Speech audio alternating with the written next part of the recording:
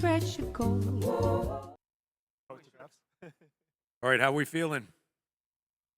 All right. We got the great Craig Wright on stage. Everybody give him a hand. That's right. There we go. All right, we're lining up. All right, cool. We got our lineup. Awesome. Yeah, let's pop over. Here we go.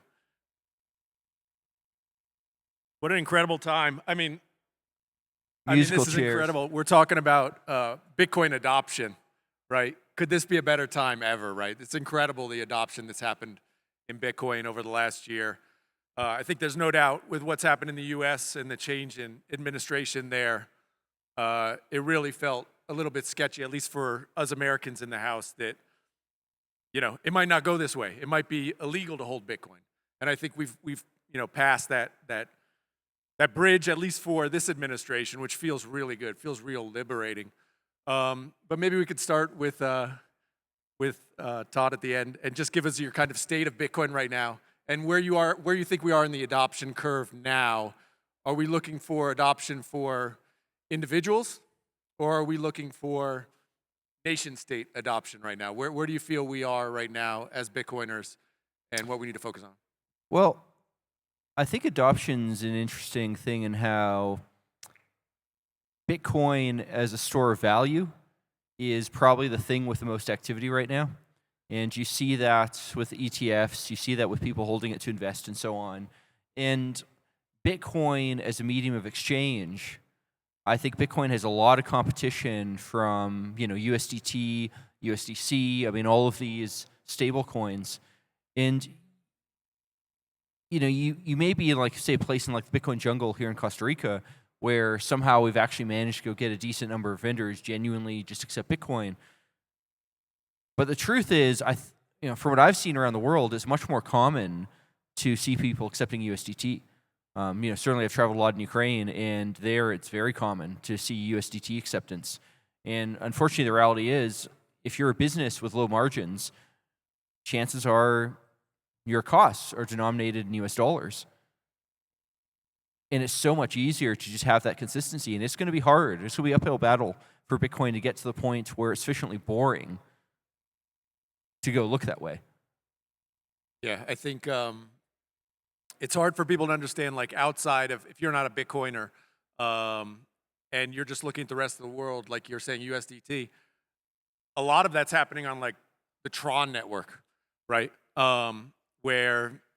And I got to point out, I mean, Tron is an amazing example of this because Tron is just explicitly centralized. Like, yeah, it's the Tron Foundation runs it. End of story. Yeah. And I was talking to Eugenio before we started here, and he's a big self-custody guy, right? Which I think we all are on stage. We're big self-custody. Who else is a big self-custody guy here, right? So maybe you want to give us your take on it, right? Are we pushing for just general Bitcoin adoption, right? But I'm not really holding the Bitcoin? Or what's your feeling on, is it the off-ramp that's important where I can get my Bitcoin at any time? What's important for you as far as adoption goes? Well, custodial lightning has a part to play yet. The first approach to Bitcoin should be the easier one. The problem is to get people out of their comfort zone and make them, tell them you can opt to own your money, right? And so we want, at Bull Bitcoin, we want to close the gap between, the convenience of doing just the custodial thingy and having real Bitcoin in your hands. So basically, you obtain that by two means: education and building tools that will allow people to seamlessly hold their Bitcoin. So we aim that, right? And I do believe in the gradually, then suddenly mantra, right, in this way. So if we get 5% of businesses in some place to make self-custody and to know about it, that's half the way. That's half the way. It's not. But have we seen that, like, take El Salvador, for example, right? Everybody in El Salvador got whatever, a Shivo wallet or whatever it was, right? How many of those people are actually, like, self-custodying their Bitcoin, right? That was really a low, top-down. right? yeah, it was a top-down imposition over people, basically a scam. Right. We all know it, right? And so, but Bitcoin El Salvador, if you go there, you see that's still alive. Yeah. You know, it's full of Bitcoiners, and all the country was aware about the existence of Bitcoin all of a sudden. So I believe it was a net positive, even though the first experience was not good.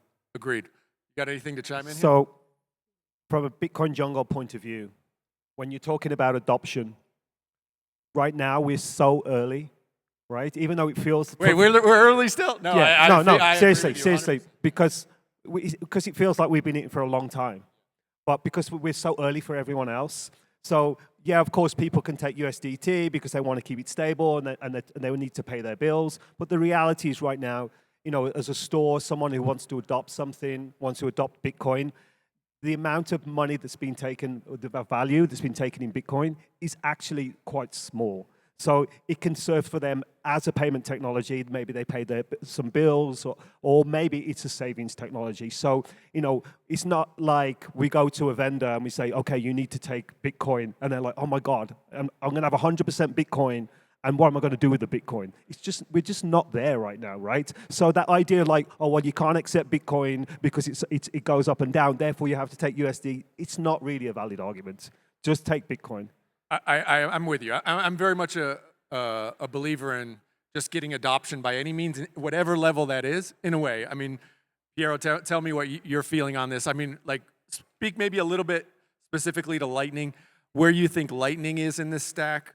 I mean, for me, just as like more of just somebody in the space who looks at all of crypto, not just Bitcoin, but the adoption level of Lightning, I just don't see it at like the retail, you know, end user scale. I see from Bitcoiners, like hardcore Bitcoiners, but not regular people. Tell me what you feel about that.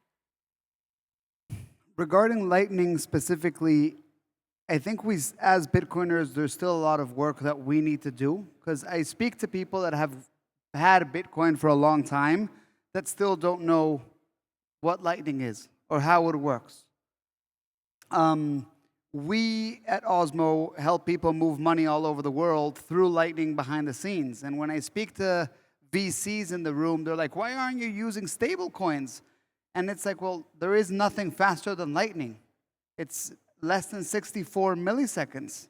If you want to send 10 grand, Lightning is not great. It still gets clunky. We still have a lot of work to do. But if you want to send a micropayment, or if you want to pay for a coconut on, you know, the beach of Costa Rica, there is nothing faster. So I think as Bitcoiners, we still have to do a lot of work talking about Lightning. Yeah, it's like, Lightning. well, why, if it's better and fast, meaning faster for very inexpensive Cheaper? payments, why is Tron winning? Well, I mean, something I want to point out there is when we were talking about retail with Bitcoin, I'm finding it hard to even think of the last time I had a retail experience with Bitcoin that was not Lightning. Like, I think it's essentially 100% Lightning at this point. Now, when you go and look at the stable coins, I mean, I have actually gone and used stable coins person to person, and a lot of them the experience actually sucks.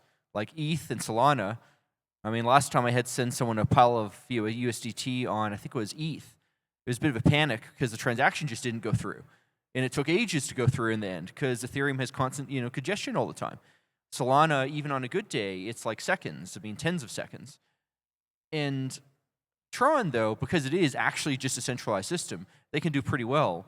But fundamentally, Tron will never be able to do as well as Lightning, because Lightning can do, if you're actually paying to someone local, speed of light matters. And I can pay to your Lightning node locally, and the speed of light connection is much faster than it would be to the Tron central server, often, I don't know, China or whatever it is. And Tron sometimes is more expensive than MoneyGram and Western Union. Like I've seen, $9 fees to send on Tron, which I think is ridiculous. You don't have that on Lightning. So, but overall, just to sum up and answer your question, I think there's a lot of work that we as Bitcoiners need to do. Use more Lightning, talk more about Lightning. And I'm a firm believer, it was said gradually and then suddenly.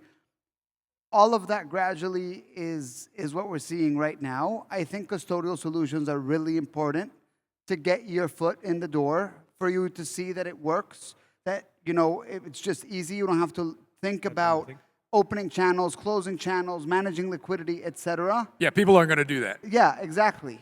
I mean, I don't have my own server for my email, right? I still use Gmail, and the email was invented in 1973. So if that happens with money too, like I have the option of running my own servers for my email, but I choose not to. And I think 50 years from now, people will have the option to have self-custodial Lightning and self-custodial, maybe something else comes along, and self-custodial Bitcoin, and you can choose. Do you just want the convenience for a payment, and that's where you have a little bit of your money and you have most of your wealth in self-custody? Then you should be able to do that too. Well, maybe you want to touch on like the way you're solving it at like a wallet level and you Yeah. showed me the wallet before came up Okay. here to give it that kind of like a user experience that will be very familiar to people, allows you to transact in Lightning, but then if you want to move to custodial Bitcoin, but very- first of all, I just want to say that Lightning works because it's not a blockchain. It's more efficient, so it leverages Bitcoin's blockchain, but it's not a blockchain, and this is why it's so fast, right? And this is why it's got all these amazing properties, right, into it. And so not every, blockchain is not a solution for every layer. That's what I'm gonna say, right? Wait, when healthcare on blockchain? Can we get that happen? Yeah. And Bull just released a new wallet called Bull Wallet that leverages this network called Liquid that allows you, to have some private and instant transactions that you can atomic swap into Bitcoin. So we believe, this is a piece of technology that is great. The atomic swap. Atomic means, it happens or it doesn't, right? So you don't have to like, oh, my transaction is not there, where it is, right? And so seems like most of developers are going towards that way for micropayments.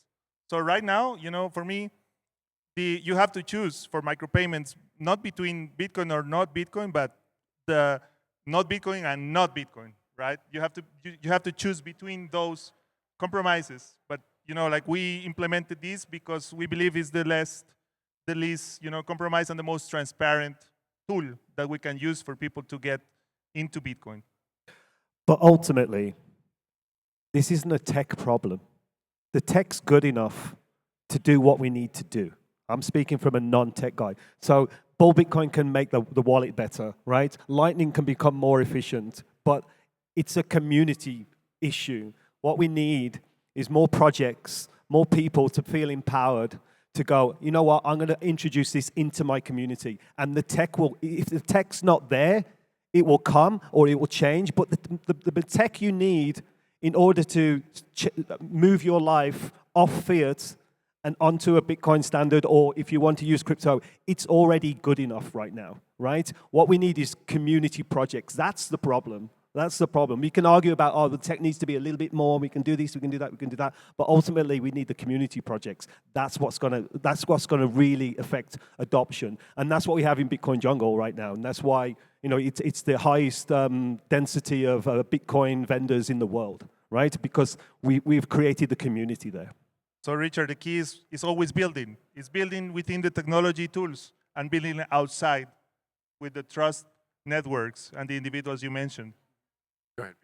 Well, with regard to community, I think an underappreciated issue is how, in a lot of jurisdictions, in theory, they want you to pay capital gains on every single Bitcoin transaction.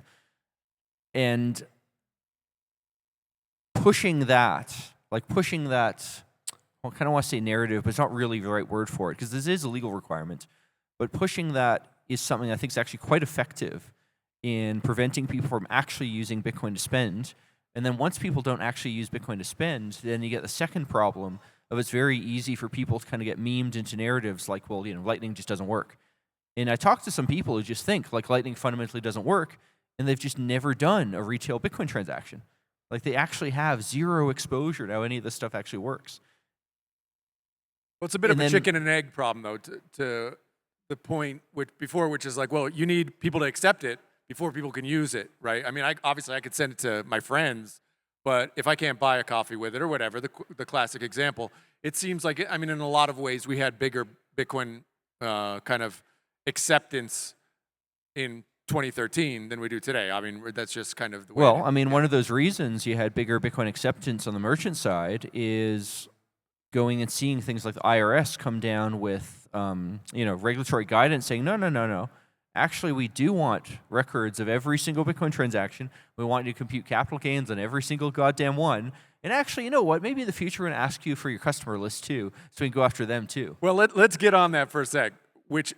Okay, you go real quick, but then I want to get on the privacy aspect after you go. These things are really things that happen in the first world.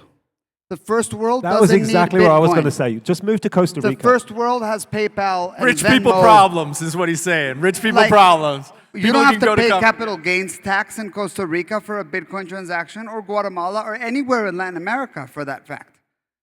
But we need this technology more. We don't have Venmo. We don't have Cash App. 65% Now we got of our SimPay now. population doesn't have a bank account.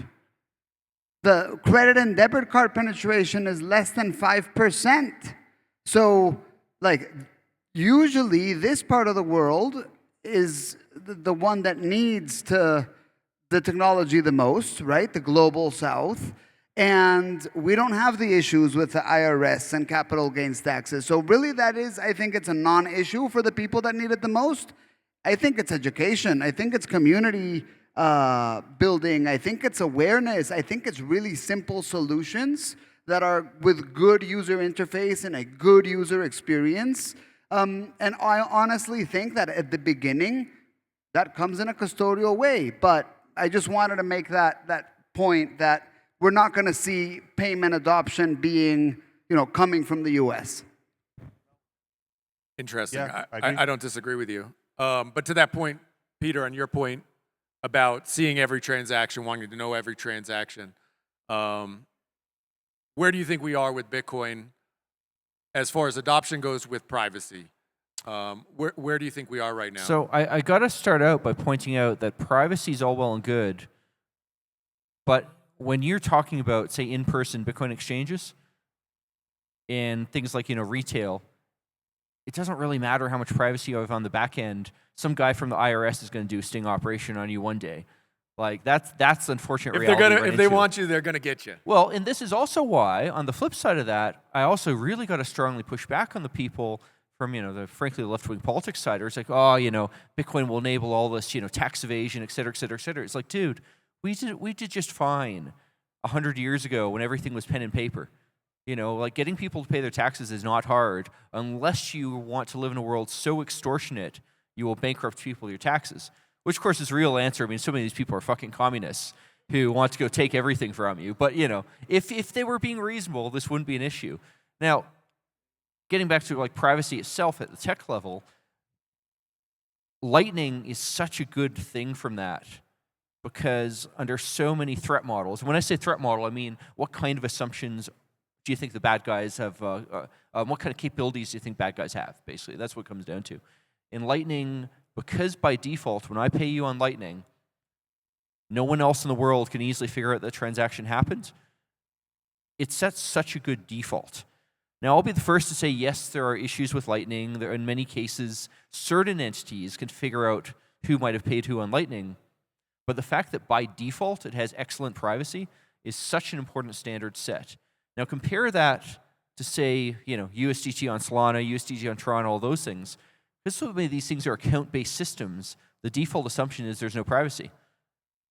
If I go pay someone USDT on Tron and say use fixed float to convert Bitcoin, Bitcoin Lightning to USDT on Tron, and of course I've done this plenty of times for various reasons. I go look at a blockchain export and it just says right there, oh yeah, the money came from fixed float and went to such and such. And I go look at such and such, and, oh, that's the person I'm paying. Oh, I know every single transaction they've ever done because that's just the default assumption. And when you don't even try, I mean, what the hell? At least Lightning says very clearly, yeah, this is the default. It might not be perfect, but that's the assumption we make. So we're all in on Lightning? Is there anybody who's not in on Lightning here? Am I going to have to play the devil's advocate? I mean, Lightning custodial wallets, big wallets are a problem. Okay. because What about if a lot of people want to use Lightning at the same time? Well, Lightning is still better than any other alternative we have. With hypothetical things like ARC, which is essentially to the layman, I could say, well, it's a different way of doing something like Lightning. So, Lightning will just always do better than anything else you're going to bring up, unless it's something like an L2, which is Lightning-like properties to begin with. It has its limits. Okay. Work in progress. All right. But Yeah. I love the idea. The Lightning is the protocol that is going to interconnect all the different second layers that are being developed, right? So it's going to be the way you transfer from, like you say, your eCash, your Fedimint or whatever to your Liquid, and all the solutions. Well, I mean, that's what you're saying, but I mean, I know obviously a lot of other L2s on Bitcoin that are trying to do it in other ways, right? And not use Lightning, right? Well, I mean, I have a suspicion what you think is an L2 on Bitcoin wouldn't match the definition I would use. It's probably not. Yeah. Like a good example being, Yeah. I would not define Liquid as an L2. I would define it as a side chain that happens to be custodial. It's like an auditable bank. And let's not argue about that. Yeah. Adam might say it's not custodial, right? It's what is it, a Fedimint or whatever the hell it is. Liquid is a Bitcoin stablecoin, LBTC, Federated Bitcoin stablecoin. Federated. All right. All right. So I won't push back too much on Lightning because there's general consensus from people who know more than I that Litecoin is the way forward. But then we get back to this adoption phase, right? And I feel like this cycle has been, I call it the ETF cycle, where like all the money coming into Bitcoin, at least in the States, is people buying ETFs, MicroStrategy, and that kind of completely custodial. I should say. I got to push back on that because I don't think you know that. I don't think you don't know that? I don't think anyone knows what percentage of Bitcoin buying in the U.S. happens to be ETFs versus something else. I fundamentally don't think we know the answer to that. All right. True, maybe. I'd say it this way. The activity on chains, I've seen, because I use chains actively all day, has been much lower than, for example, last cycle. It's felt much more that people were much more on-chain using blockchains last cycle than this cycle. But again, I think you're comparing apples to oranges there, where, first of all, if you're talking about, say, a year ago, 2 years ago, obviously so much on-chain activity was things that were non-financial or less financial. And then secondly, if you're talking about, say, 5 years ago, things like Lightning didn't exist, so of course you're going to get more activity on-chain. If I look at my own transactions, so you feel like there's more Bitcoin transactions happening on-chain today than previously? No, I think there is more overall transactions happening, and a lot of that usage ends up in Lightning.